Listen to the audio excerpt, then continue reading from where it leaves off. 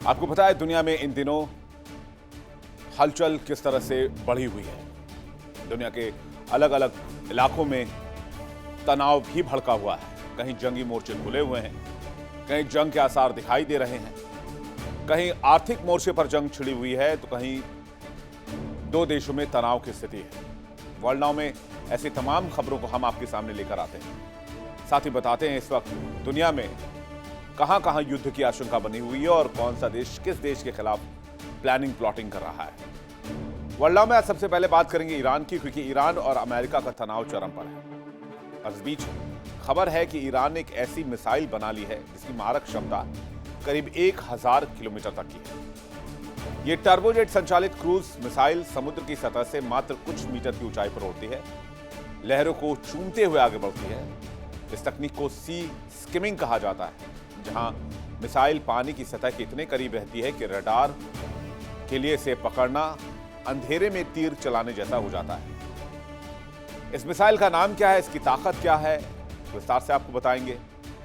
इससे अमेरिका के युद्धपोतों को कितना खतरा है, एयरक्राफ्ट कैरियर को कितना खतरा है, क्या ये मिसाइल अमेरिका के एयरक्राफ्ट कैरियर को डुबो सकता है, और कितनी बड़ी संख्या में ये मिसाइल है ईरान के पास, जिसके दम पर ईरान अमेरिका को चुनौती दे रहा है। डिटेल से आपको बताएंगे।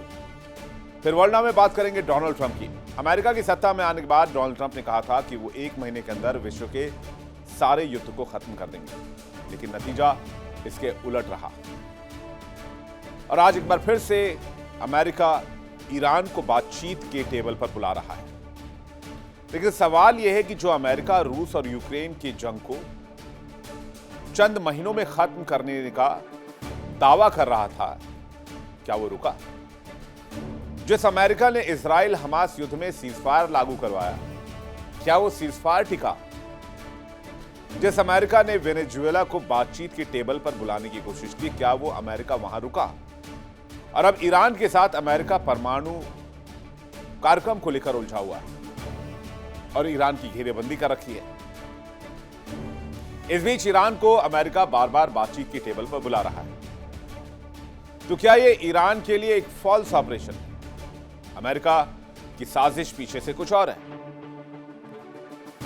सच बात तो यह है कि अमेरिका छोटे देशों को उलझाकर टैरिफ का खेल खेलता है, या फिर युद्ध जैसे हालात बनाकर तेल पर नजर डालता है। तो क्या यही अमेरिका की रणनीति है? क्या ट्रंप की शांति का दावा ईरान के लिए दिखावा है? इस पर भी डिटेल से खबर आपके सामने रखेंगे। वर्ल्ड नाउ में बात करेंगे चीन की और रूस की दोस्ती के बारे में, जिसे अमेरिका में हड़कंप मचा हुआ है। रूस और चीन की दोस्ती कुछ सालों में कुछ ज्यादा ही मजबूत हो गई है। यूक्रेन के समय युद्ध के हालात में चीन ने रूस का साथ दिया और अमेरिका ने रूस को दबाने की कोशिश की, लेकिन हुआ क्या? चीन और रूस की अर्थव्यवस्था ने रफ्तार पकड़ ली और इससे अमेरिका को दिक्कत होने लगी। कल पुतिन ने शी जिनपिंग से वीडियो कॉल पर बात कर ली तो अमेरिका और ट्रंप घबरा गए। डोनाल्ड ट्रंप ने आनन फानन में शी जिनपिंग को कॉल ही मिला दिया। इससे पहले कनाडा के पीएम मार्क कार्नी ब्रिटेन से चाइना से होकर आ चुके हैं। तो डोनाल्ड ट्रंप की और जिनपिंग की किन मुद्दों पर बातचीत हुई, इसको भी डिकोड करेंगे। फिर बात करेंगे अमेरिका के उस मिशन की जिसमें भारत के जेम्स बॉन्ड ने कमाल कर दिया।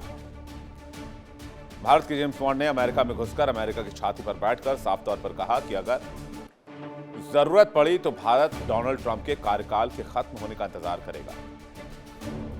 आखिर भारत ने अमेरिका को ये क्यों कहा था कि वो डोनाल्ड ट्रंप के कार्यकाल तक इंतजार करने के लिए तैयार? उसके बाद जब अमेरिका में दूसरे राष्ट्रपति का रिजीम शुरू होगा तब तक वो वेट कर सकता है।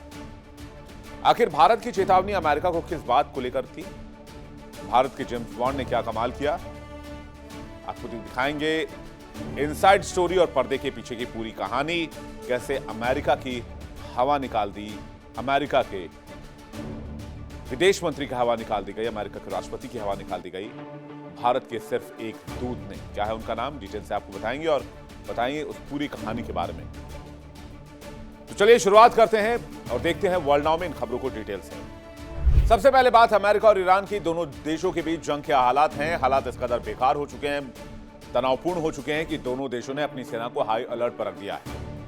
हमले को लेकर अमेरिका और ईरान दोनों की प्लानिंग पूरी तरीके से तैयार है। दोनों ने अपनी अपनी सेना को हाई अलर्ट होने का आदेश दे दिया है। कभी भी आदेश आ सकता है और जंग की शुरुआत हो सकती है। अनौपचारिक तौर पर जंग की शुरुआत हो चुकी है जब अमेरिका ने ईरान के शाहिद 139 ड्रोन को मार गिराया। और उससे भी बड़ी बात यह कि चीन के सैटेलाइट डेटा की मदद से ईरान का Shahid 139 drone USS Abraham Lincoln तक पहुंच गया। और यहीं से कहानी शुरू होती है एक ऐसे युद्ध की जिसका कोई और छोर नजर नहीं आता। और यहीं से पता यह चलता है कि ईरान की तैयारी कैसी है। बहुत मशहूर कहावत है कि चुप्पी में ही तूफान पलता है।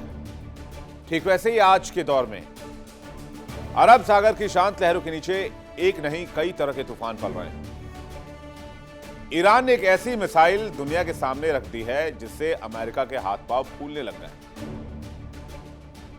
और ये अमेरिका के बड़े बड़े बेड़े को समंदर के अंदर दफन करने के लिए काफी है।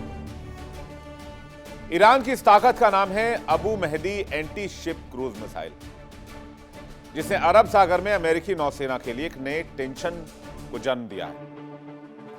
क्योंकि कहते हैं कि यह महज एक हथियार नहीं है, यह हथियार की कहानी नहीं है, बल्कि एक अत्याधुनिक युद्ध रणनीति में क्रांतिकारी बदलाव का प्रतीक है।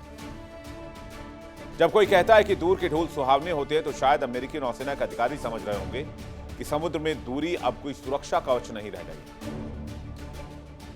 इस एंटी शिप क्रूज मिसाइल की सबसे बड़ी खासियत पता आपको क्या है? इसकी हमला करने की ताकत 1000 किलोमीटर से अधिक की मारक क्षमता है। लेकिन इसकी एक और चालाकी है जिसे आप कह सकते हैं जो दिखता है वो होता नहीं और जो होता है वो दिखता नहीं। टर्बोजेट संचालित क्रूज मिसाइल समुद्र की सतह से चंद फीट की ऊंचाई पर उड़ती है, ठीक वैसे ही एकदम जैसे कि वो समुद्र को चूमते हुए आगे बढ़ रही है। इस तकनीक को सी स्किमिंग कहा जाता है, जहां मिसाइल पानी की सतह से इतने करीब रहती है कि रडार के लिए इसे पकड़ पाना अंधेरे में तीर चलाने जैसा हो जाता है। और पहली बार ईरान ने इस मिसाइल को शोकेस किया है। जरा तस्वीरें आप देखिए, फिर मैं बताता हूं इसकी खासियत और क्या क्या है। पहली बार ईरान ने इस मिसाइल की तस्वीर, इस मिसाइल के जखीरे को दुनिया के सामने और अमेरिका के सामने रखा है, जिससे अमेरिका के भी होश उड़े हुए हैं। अरब सागर में अमेरिकी नौसेना के हाथ पांव फूले हुए हैं।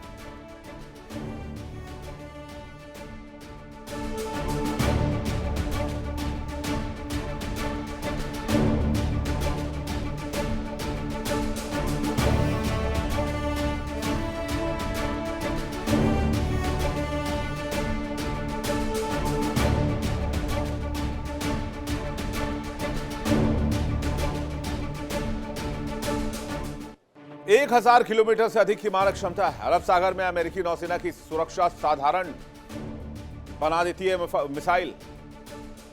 अमेरिकी रेडार इसे पकड़ ही नहीं सकते हैं। यह मिसाइल अमेरिका के उन विमानवाहक पोतों को भी निशाना बना सकती है जो अब तक खुद को सुरक्षित दूरी पर मानते थे। ईरान की Abu Mahdi long range anti ship cruise missile ने अरब सागर और उसके आसपास के पानी में अमेरिकी सेना और दुश्मनों के लिए जोखिम का समीकरण पूरी तरीके से बदल दिए हैं। अब तक अमेरिकी युद्धपोत ये मानकर चल रहे थे कि तट से दूर खुले समुद्र में वो सुरक्षित हैं, लेकिन ईरान की इस नई मिसाइल ने इस धारणा को ध्वस्त कर दिया है।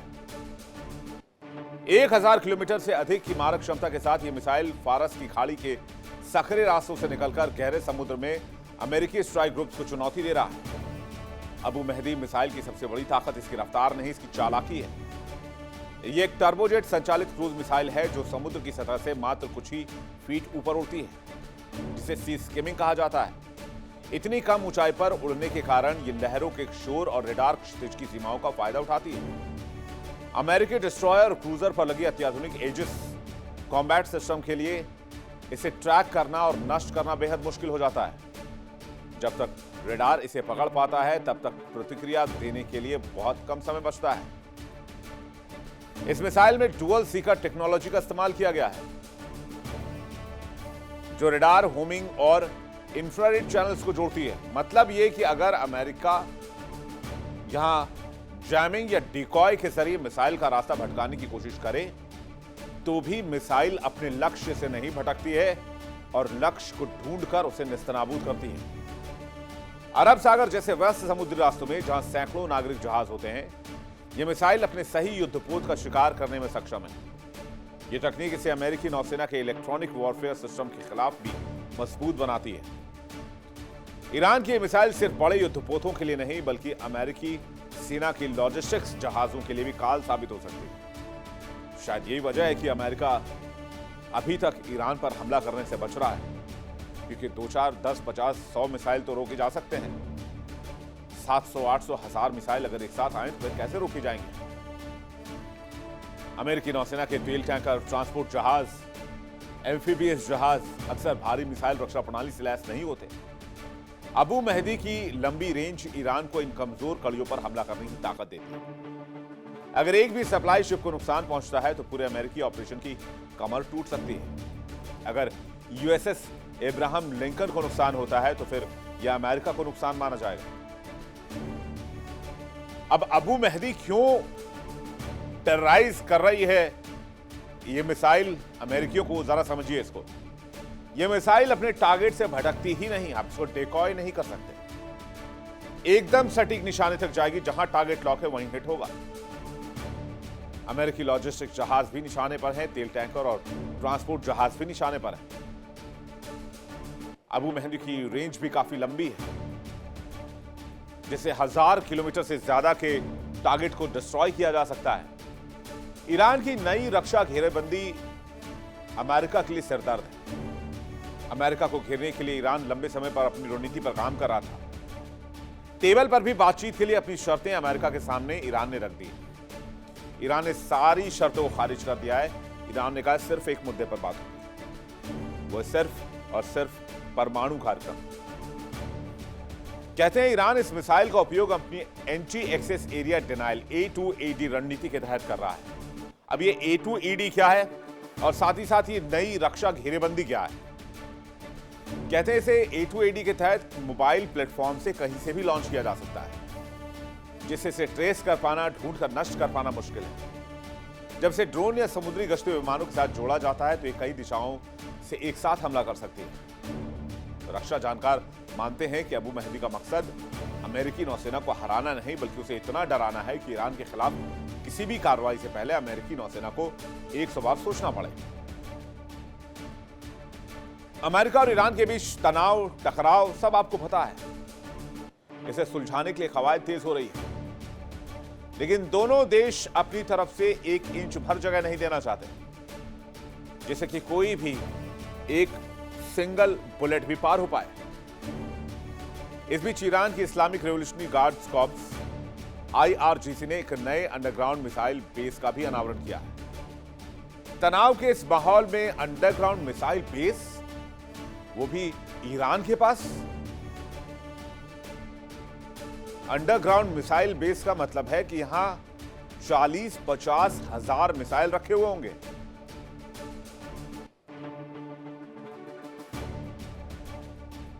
भूमिगत मिसाइल बेस का मतलब यह है कि दुश्मन के हवाई हमलों से सुरक्षा, और यह कि अब पछताए क्या होत है जब चिड़िया चुग गई खेत वाली स्थिति से बचाव। ईरान के रक्षा बलों के chief of staff Abdul Rahim Mousavi ने साफ साफ कहा है कि ईरान की सैन्य रणनीति अब रक्षात्मक से आक्रामक हो गई। यह हमला ही सबसे अच्छा बचाव है और इसी के सिद्धांत पर चलना है। 12 दिन की इजराइल से लड़ाई के बाद ईरान ने सीखा कि एक बार मरने से बेहतर है कि मार के मरो, या बार बार मरने से बेहतर है कि या आर्या पार करो। लोग कहते हैं ना, बहुत मशहूर कहावत है कि दूध का जला छाछ भी फूंक फूंक कर पीता है, और ईरान उसी रास्ते पर है। ईरान को पता है, और ईरान को यह बात तभी जून 2025 में पता चल गई थी जब अमेरिका ने अटैक किया था। उसे समझ आ गया था ये बार बार घूम फिर के वापस आएंगे, इसलिए हमेशा रेडी टू वॉर मोड में रहना है।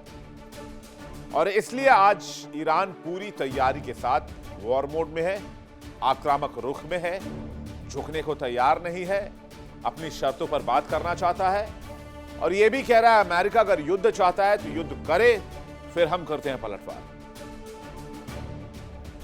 ईरानी नेता की चेतावनी बिल्कुल साफ है। अमेरिका की जरा सी भी गलती ईरान को एक्शन लेने की आजादी दे दी। ये जागते को क्या जगाने वाली बात जैसे है। ईरान पहले से ही चौकन्ना है और किसी भी चुनौती के लिए तैयार है। मौसवी ने कहा कि इलाके की आग अमेरिका और उसके साथियों को जला देगी। यह आग लगाई गई घर में तो धुआं पड़ोस में भी पहुंचेगा। और जो तैयारी है वो इन तस्वीरों को आप लगाकर देखिए कि किस तरह से दोनों देश जंगी तैयारी में लगे हुए हैं। जरा फुल स्क्रीन तस्वीर आपको दिखाते हैं, एक के बाद एक मिसाइल।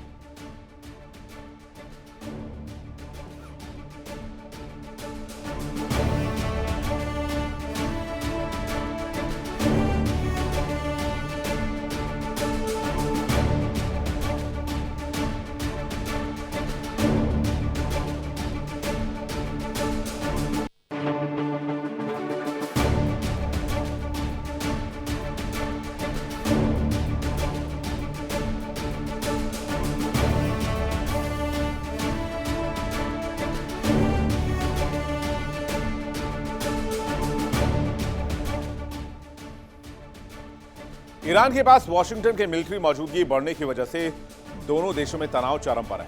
ट्रंप ने ईरान को धमकी दी है या तो अमेरिका के साथ डील कर ले या फिर जंग लड़ने के लिए तैयार रहे। ईरान ने चेतावनी दी है कि अमेरिका को किसी भी गलतफहमी में नहीं रहना चाहिए। कोई भी गलती हुई तो उसे मुंहतोड़ जवाब मिलेगा।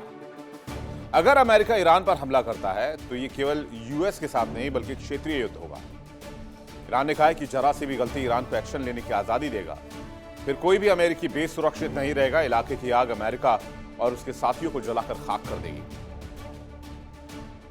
तो समझिए कि ईरान चेतावनी क्या दे रहा है। ईरान साफ साफ ये कह रहा है कि ईरान को हल्के में लेने की जरूरत ना करे अमेरिका। हम अपनी शर्तों पर बातचीत करेंगे। थोड़ी सी भी गलती अमेरिका को भारी पड़ सकती है। हमला हुआ तो कोई भी अमेरिकी बेस इस इलाके में सुरक्षित नहीं बचेगा या कोई भी अमेरिका का साथी इस इलाके में सुरक्षित नहीं बचेगा।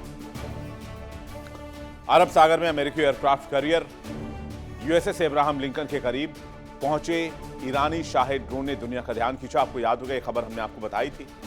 अमेरिकी सेना ने खतरा मानकर इसे मार गिराया। ईरान ने कहा कि हमारा मिशन पूरा हुआ। हमें पता है कि यूएसएस अब्राहम लिंकन कहां है, कितने लाव लश्कर के साथ है और उस वक्त क्या कर रहा है।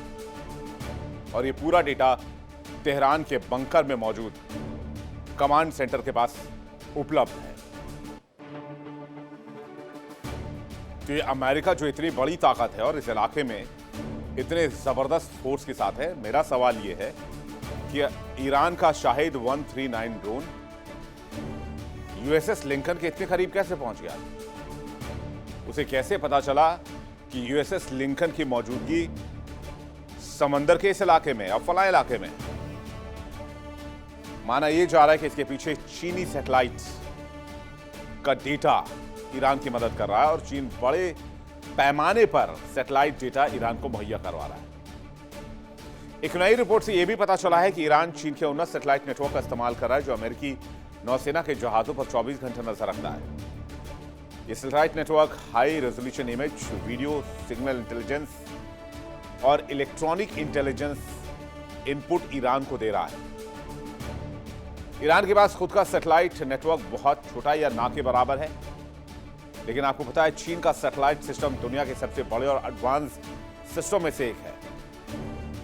यह सैटेलाइट ईरान को अमेरिकी जहाजों की सटीक लोकेशन, इलेक्ट्रॉनिक सिग्नल और इमेज भी मुहैया करवाते हैं। और इसलिए ईरान का drone Abraham Lincoln USS aircraft के पास पहुंच गया। अब इससे क्या हुआ? इससे ईरान अपने ड्रोन्स और मिसाइलों को रियल टाइम टारगेटिंग भेज सकता है और हमला एकदम सटीक होगा। फारस की खाड़ी, ओमान की खाड़ी और अरब सागर जैसे इलाकों में यह किला एक तरह से किल चेन बनाता है, यानी टारगेट ढूंढने से लेकर हमला करने तक की प्रक्रिया पूरी करता है।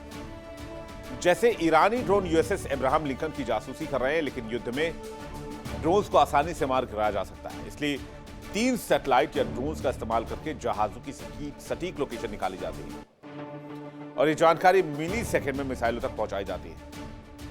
चीन के सैटेलाइट इसी काम में ईरान की मदद कर रहे हैं और ईरान कह रहा है कि अमेरिका का एक एक जवान उसके मिसाइल और ड्रोन के निशाने पर है। अब चीन इस सैटेलाइट की टूल बॉक्स की तरह कैसे इस्तेमाल हो रहा है ये भी समझिए। यहां हर टूल का अलग काम है। ईरान के पास एक ऐसा बड़ा टूल बॉक्स नहीं है।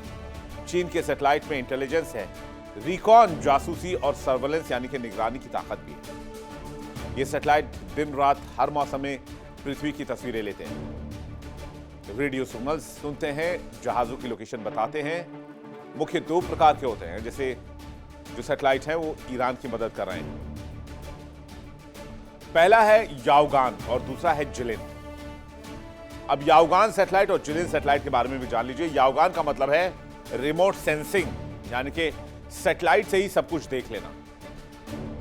यह पूरी तरह से सैन्य सैटेलाइट है। 2 फरवरी 2026 तक 164 सैटेलाइट याओगान सैटेलाइट काम कर रहे हैं। इनमें optical imaging, electro optical infrared SAR जो मौसम से प्रभावित नहीं होता है, सिग्नेट यानी कि सिग्नल इंटरनेशनल की ताकत है। सिग्नेट का एक और हिस्सा है LINT जो रेडियो और रेडार को ट्रैक करता है। ये ट्रिपलेट्स में लॉन्च होते हैं। 3 सैटेलाइट मिलकर जहाज के इलेक्ट्रॉनिक सिग्नल को ट्रायंगुलेशन से सटीक लोकेशन बताते हैं। ये 1100 किलोमीटर ऊंचाई पर घूमते हैं, दुनिया भर के जहाजों पर नजर रखते हैं। कई ऐसे ग्रुप्स मिलकर फारस की खाड़ी, अरब सागर, लाल सागर और हिंद महासागर पर 24 घंटे का कवरेज देते हैं, वो भी 7 दिन। अब चीन के दूसरे सैटेलाइट के बारे में बताते हैं। उसका नाम है जिलिन सैटेलाइट। ये याओगान तक ऊंचाई पर तो नहीं है, लेकिन हां 535 किलोमीटर की ऊंचाई पर सिंक्रोन ऑर्बिट में तैनात है। ये रात में भी इमेज लेते रहते हैं।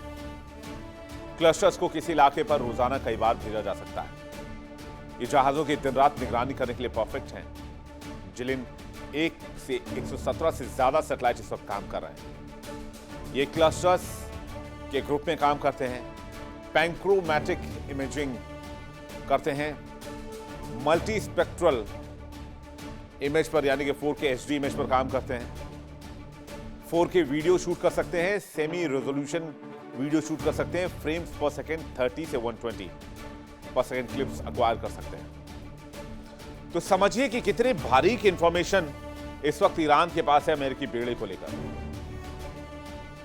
यह किल चेन अमेरिकी नौसेना के लिए बहुत बड़ा खतरा है और इसी खतरे का आकलन कहीं ना कहीं अभी पेंटागन कर रहा होगा कि हमला करें कि ना करें।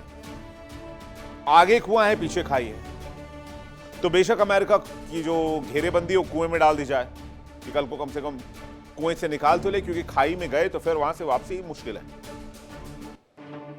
या तो यू टर्न मारे या जंग लड़े, दो ही काम हो सकता है यहां पर अमेरिका के लिए। और ईरान तो कसम खा के बैठा हुआ है, अगर मरेंगे तो मार के मरेंगे। ईरान के ड्रोन्स और मिसाइलों को चीन के सैटेलाइट से रियल टाइम डेटा मदद मिल रही है।